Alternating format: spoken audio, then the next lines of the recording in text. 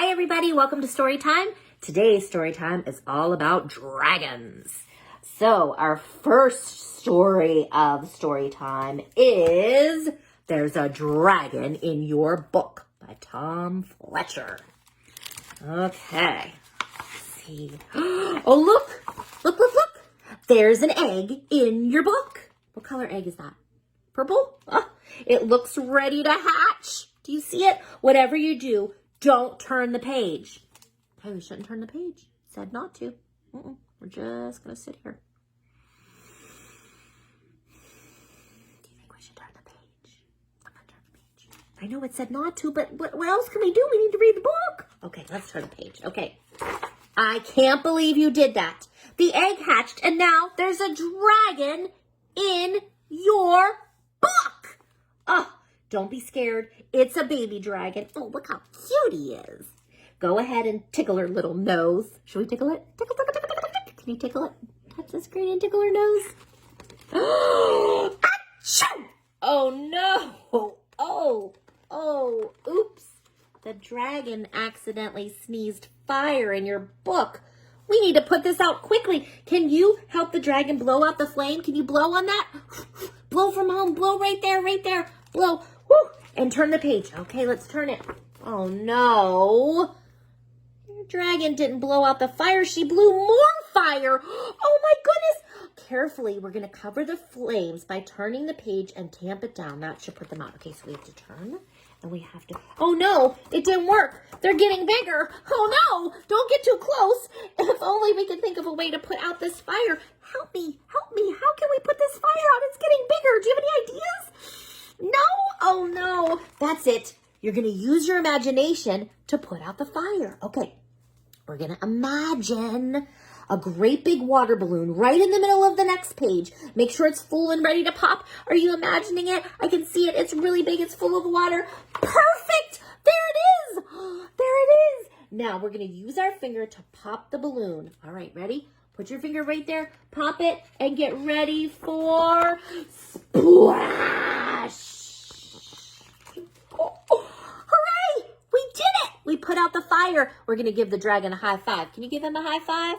Woohoo! I'm going to give him a high five too. You have a great imagination, and dragon must be a little hungry now. Why don't you use your imagination again, and we're going to think up a yummy treat for her. How about a triple scoop of yummy ice cold chocolate and strawberry ice cream with sprinkles? That looks delicious. Oh my goodness, that looks so yummy. Yum! Well, dragon must be tired after all that adventure. I think it's time for her to fly home. Do you think? She's probably very full, and she's going to need some help. She's going to need some help taking off.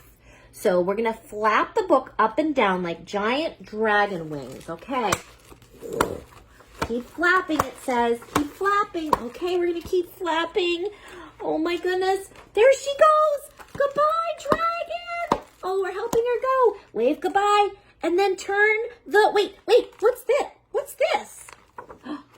Oh no, more eggs. Whatever you do, don't turn the page. It said don't turn the page. Should we turn the page? But it told us not to. Should we? Okay. Uh-oh. Oh no, there's a bunch. Think we should close the book very carefully. We're gonna just put that book down, okay? That was silly, wasn't it? Okay. All right. Are you ready for another dragon story? Whew, that was an exciting dragon book. Let's see if this one's as exciting. This is called Do Not Take Your Dragon to Dinner. And this is by Julie Gassman and illustrated by Andy Elkerton. Have you ever brought a dragon to dinner? Me neither. Let's see what happens if you do. I never thought about it. It's a special occasion. It's time for a treat. It's time to dress up and go out to eat.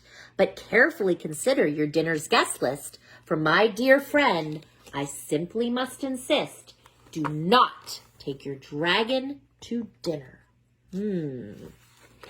A rude guest like a dragon disturbs everyone.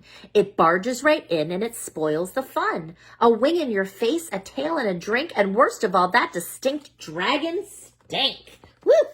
Stinky. So do not take your dragon to dinner. Okay. All right.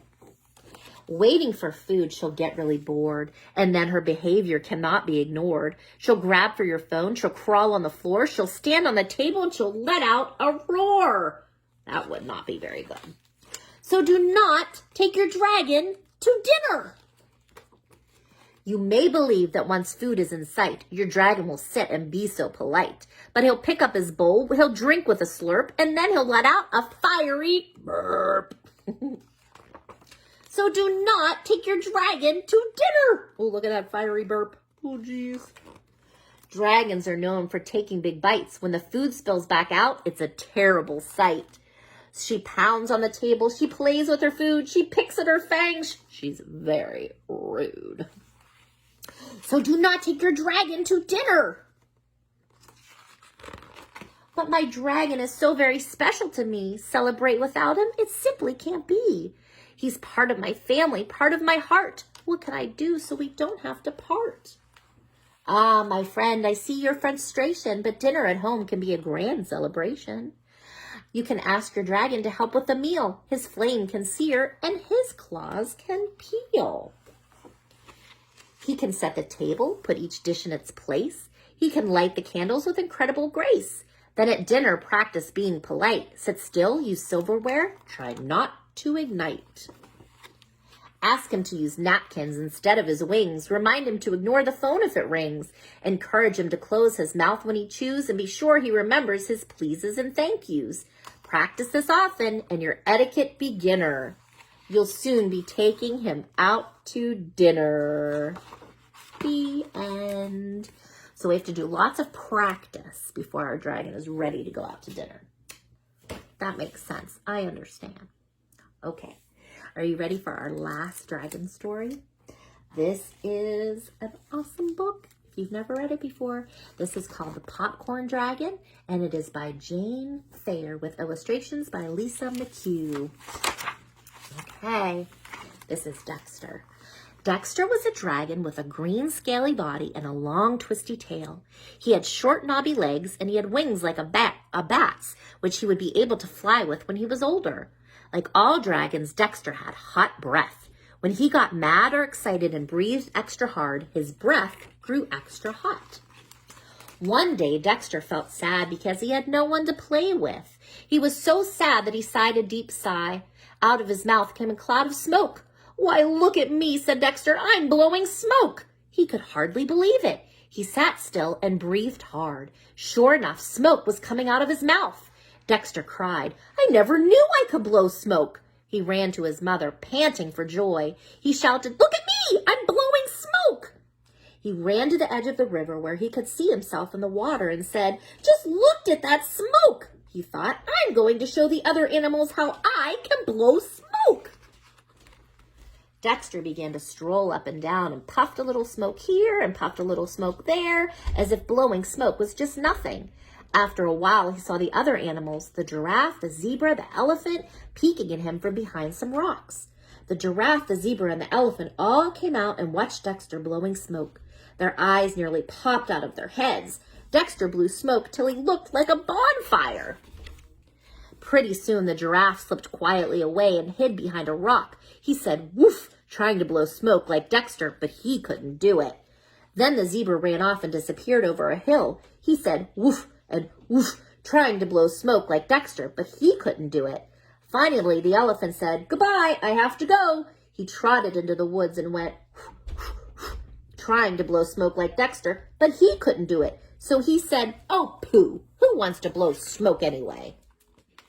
They all came back and watched Dexter out of the corner of their eyes to see how he blew smoke. Dexter was delighted. He said, "I can blow smoke and you can't." Dexter pranced around, showing off. He chased a yellow butterfly with his smoke and puffed a cloud of smoke at a green grasshopper. He scared a striped chipmunk with his smoke. He could even puffed a small puff, accidentally of course, right at the other animals. The smoke felt rather warm to the other animals. The giraffe said, "You stop it!" and the zebra said, I'm going home. Dexter stopped blowing smoke. He thought, I don't want them to go home, he said loudly. Oh, I guess I won't blow plain smoke anymore. I think I'll blow smoke rings. He stuck his head straight up in the air and he blew smoke rings. The other animals just had to watch Dexter blow smoke rings. They moved back a little so they wouldn't get scorched. They watched till they were so envious that they could hardly stand it. Finally, the elephant said, certainly is silly blowing smoke rings. He started to stalk away. Dexter stopped blowing smoke rings. He thought, what can I do to make them stay? He said loudly. Oh, I guess I won't blow plain smoke rings anymore. I think I'll blow smoke rings around my tail. He turned his head and blew smoke rings around his tail. He switched his tail this way and blew rings around it. He switched his tail that way and blew rings around it. Finally, he switched so hard he hit himself in the nose. The blow brought tears to his eyes, and Dexter blinked quickly and said, see, I can even hit myself in the nose. The animals were so envious, not knowing how Dexter's nose hurt, but they couldn't bear to watch one more minute. The zebra said, that Dexter's always showing off. The giraffe said, we don't like him, do we? And the elephant said, come on, let's go. When Dexter saw the other animals actually going, he stopped blowing smoke rings, and suddenly he remembered that he wanted someone to play with. He called out hopefully, want me to come with you? The giraffe said, no, they didn't. Dexter watched them go, and then he went home and said to his mother in a forlorn voice, I haven't got anything to do. His mother said, blow some smoke. I don't feel like it, said Dexter. His mother said, go play with the other animals. They won't play with me, said Dexter. Then you must have been showing off, his mother said. Dexter wandered down the road to where the other animals were playing. He did wish he could play too. He sat down to watch. The zebra shouted, we don't like you, go away. Dexter was very sorry now that he'd showed off. He had no one to play with. He was tired of blowing smoke, and he wandered into a cornfield, and he laid down in the shade of the tall corn stalks. He watched a yellow butterfly flutter against the blue sky, and he watched a green grasshopper hop on a blade of green grass. The butterfly and grasshopper did not know or care how lonely Dexter felt. He could hear the far-off voices of the animals playing. The sun was warm. The sound of insects and the far-off voices began to make Dexter drowsy. His eyes closed and he fell asleep. Dexter began to dream fireworks were going off. Then he dreamed the most delicious smell in the world. He woke up and in his head he heard pop, pop, pop. Popcorn, cried Dexter. Right under his nose was an ear of corn that had fallen off the stalk onto the ground. Dexter's hot breath was popping the corn on the ear. Pop, pop, pop. The kernels came popping out. Dexter reached out and gobbled some. Crunch, crunch, crunch. Good, said Dexter. Soon the popcorn on the ground was all gone. Dexter wanted some more. He stood on his hind legs and pulled the husks off of an ear of corn on a cornstalk. Then very carefully Dexter breathed his hot breath on the ear of corn. Pop went the corn. Pop, pop, pop. The crisp white kernels fell in a shower. The popcorn smell began to drift through the air, and the giraffe, zebra, and elephant stopped their playing. They said, popcorn. They put their noses up in the air, and they went sniff, sniff toward the smell. When Dexter looked up from his crunching, they were peeking around the corn stalks. Dexter swallowed the popcorn and said, have some. The giraffe, zebra, and elephant cried, but you've eaten it all up. Dexter said, I'll just pop some more. He moved eagerly along the row of cornstalks to a new place and quickly pulled off some of the husks. His hot breath started to pop the corn, and the popcorn fell all around. The animals crunched and munched, and soon the popcorn was gone. Dexter said quickly, for fear they'd go away, I'll pop some more if you want. The animals looked at each other. Giraffe said, that Dexter's very nice when he doesn't show off. The zebra said, let's ask him to play with us. The elephant said, want to play with us, Dexter? Okay, he said. He was so delighted that before he knew it, he had breathed a little hard, and out came a cloud of smoke. But Dexter quickly turned his head to one side. Oh, excuse me, please, he said politely. And when they had played until they were hungry, Dexter popped popcorn for everyone. The end. I hope you liked Dexter the Dragon and all the other dragon stories, and I hope you have a great day. See you next time. Bye.